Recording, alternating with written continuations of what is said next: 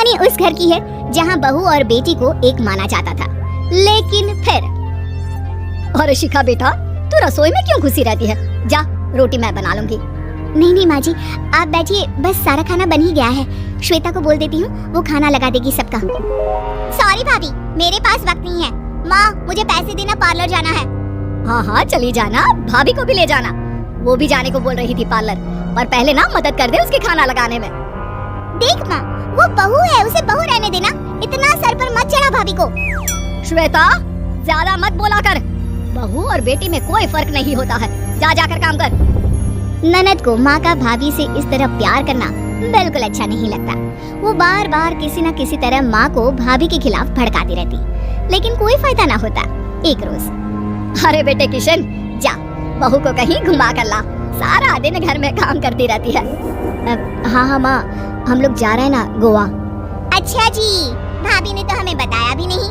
वैसे तो सारी पंचायत करती है, ये गोवा वाली बात क्यों छुपा गई हमसे? अरे क्योंकि उसे खुद नहीं पता था बहन। मुझे टिकट सस्ती मिल रही थी तो मैंने बुक कर दिया। हाँ शिखा, पैकिंग कर ले, संडे हम जा रहे हैं गोवा। दोपहर में शिखा पैकिंग कर रही थी कि सास आ जाती है। ये क्या बहू, साड़ियाँ? अरे गोवा जा रही है घूमने या फिर शादी में मायके हैं? माँ जी, ऐसा कुछ है ही नहीं, समझ में नहीं आ रहा क्या रखूं कपड़े में। अरे तेरी और श्वेता की साइज तो एक ही है, उसके कुछ मॉडर्न कपड़े ले ले, आकर लौटा देना। हाँ माँ जी, ये ठीक रहेगा। शिखा श्वेता के पास जाती है और उससे कपड़े मांगती है।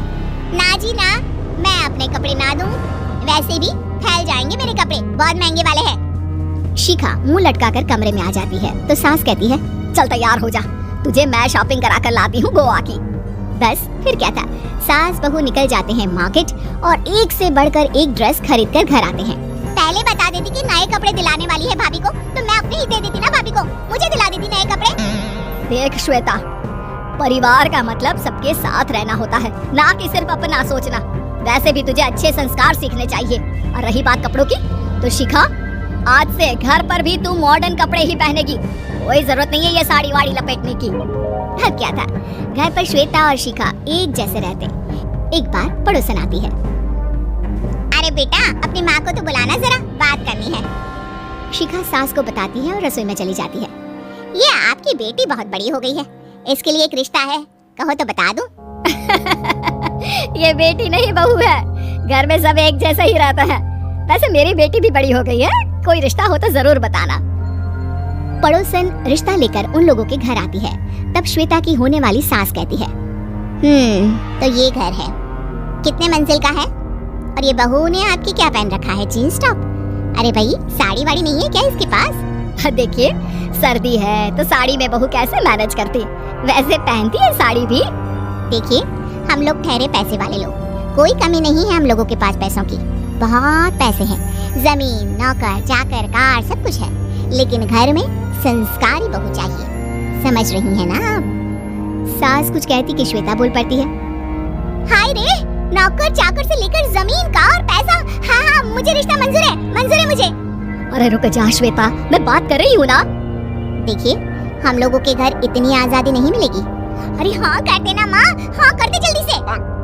सास क्या करती, बेटी की शादी ऐसे घर में कर देती है जहाँ ना उनके विचार मिलते हैं और ना ही आचार। शादी के बाद एक रोज फोन पर, श्वेता बेटा एक बार घर आ जा, बहुत दिल करता है तुझे देखने का। माँ, वो घर पर बहुत काम होता है, कैसे आऊँ? बड़ा घर है, लेकिन आने जाने वालों की लाइन ही लगी रहती है। बेटा मैं तो जानती थी उस घर का हाल, लेकिन तू ही नहीं मान रही थी। माँ देख, हर घर का यही हाल है, तेरी बेटी को यहाँ घूंघट हटाने की परमिशन नहीं है और एक तरफ भाभी स्कर्ट पहनकर घूम रही है। बेटा मुझे क्या पता था कि मेरी बेटी को ससुराल के नाम पर पिंजरा मिल जाएगा। अच्छा माँ, फोन रखती हूँ, सास को गर्मा गर्म रोटी खिलानी है। तुम लोगों की तरह नहीं कि एक रोटी बनाओ, एक सब्जी बनाओ, फिर सारा दिन फ्री होकर घूमो। सास फोन तो रख देती है, लेकिन सोच में पड़ जाती है कि एक तरफ बेटी जिसे कोई आजादी नहीं, वहीं दूसरी तरफ बहू जिसे देखकर लगता ही नहीं कि उसकी शादी भी हुई है। अगले रोज, शिखा, अरे ओ शिखा। हाँ माँ, क्या हुआ? कुछ चाहिए आपको? मैं जिम जा रही थी। जिम के कपड़ों में बहू को देखकर सास को घूंघट में अपनी बेटी का ख्याल आता है।